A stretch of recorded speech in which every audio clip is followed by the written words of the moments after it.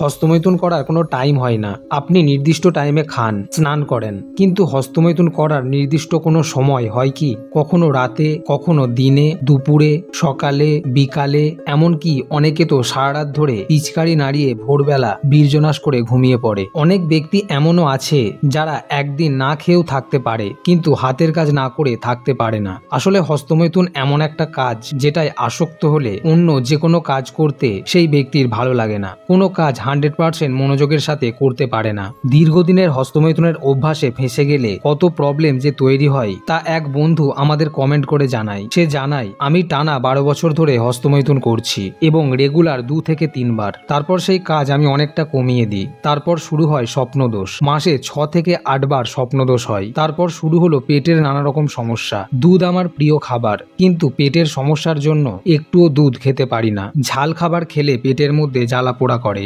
খাবারে রুচি তো আছে, কিন্তু গন্ধযুক্ত খাবার খেতে পারি না। শরীরের অবস্থা খুবই খারাপ, রাতে ঘুম আসতে চায় না, কোনো কাজে মন বসে না, শরীরে শক্তি নেই, সবসময় অলস অলস লাগে, নার্ভাস ফিল হয়। একটু হাঁটা চলা বা খাটনির কাজ করলে হার্টবিট বেড়ে যায়, হাঁপিয়ে যায়, মেজাজ সবসময় খিটখিটে থাকে। আমার বয়স 22।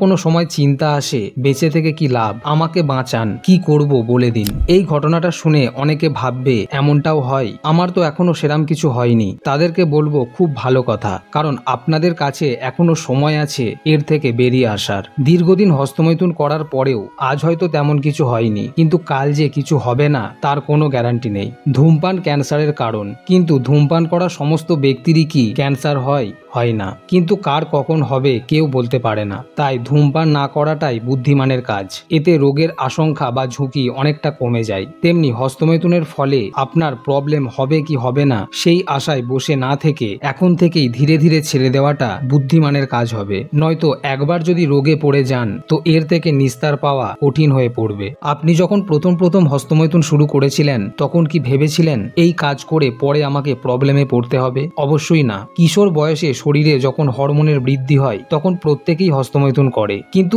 এর ফলে যে সমস্যা তৈরি হবে তা কেউ ভাবে না। তবে কয়েক বছর পর ব্যক্তি যখন লাগাতার হস্তমৈথুন করতে থাকে তখন তার মধ্যে দেখা যায় এর খারাপ প্রভাব। আমাদের চারপাশে এমন অনেক যুবক বা ব্যক্তি আছে যাদের দেখেই বোঝা যায় তারা হস্তমৈথুন করে। রোগা শরীর, গাল ঢুকে যাওয়া, চোখে মুখে ক্লান্তির ছাপ ইত্যাদি হেলথ প্রবলেম বাইরে থেকেই বোঝা যায়। তাছাড়া নানা রোগ ও সেই সাথে রিলেশনশিপ প্রবলেম সময়ের সাথে সাথে বেড়ে ওঠে। ব্যক্তির বীর্য হয়ে যায় পাতলা, ফলে তার দুর্বল শরীরের পারফরমেন্সেও নেগেটিভ প্রভাব পড়ে। তবে এই সমস্ত হেলথ প্রবলেমকে সলভ করবে নেচারমানিয়ার ভিটাপ ক্যাপসুল। এই ক্যাপসুল 100% আয়ুর্বেদিক ন্যাচারাল ইনগ্রেডিয়েন্টস দিয়ে তৈরি, যেমন আওলা বা আমলকি, যাতে প্রচুর পরিমাণে অ্যান্টিঅক্সিডেন্ট, ভিটামিন ও খনিজ থাকে, যা আপনার ব্যক্তিগত স্বাস্থ্যের জন্য অপরিহার্য। এছাড়া এটি আপনার ত্বক ও চুলের উন্নতি করবে। এছাড়া এতে থাকা লৌহ ভাসম আপনার ইমিউনিটিকে বুস্ট করার পাশাপাশি হজমের সমস্যা, রক্তাল্পতা ও আপনার পুরুষ শক্তিকে বৃদ্ধি করবে। এই ক্যাপসুলে টেস্টোস্টেরনকে বুস্ট করার জন্য ভিতরিকন্দ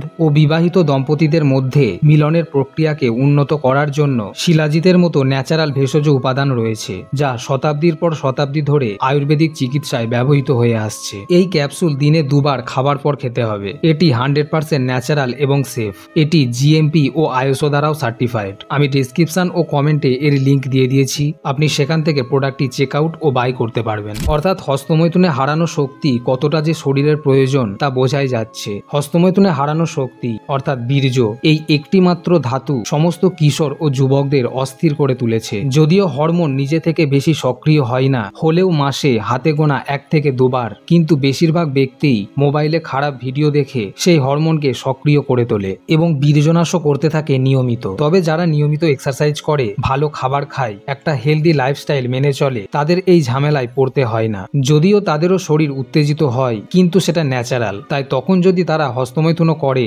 তাতে কোনো প্রবলেম নেই। কিন্তু ডেলি এক্সারসাইজ করা বা হেলদি নিয়ম মেনে চলা ব্যক্তির হস্তমৈথুন করার মানসিকতা থাকে না। তাই তাদের বীর্য নাইট ফলসের মাধ্যমে বেরিয়ে হরমোনের ব্যালেন্স হয়ে যায়। দেখুন, পৃথিবীতে 2 ধরনের ব্যক্তি আছে।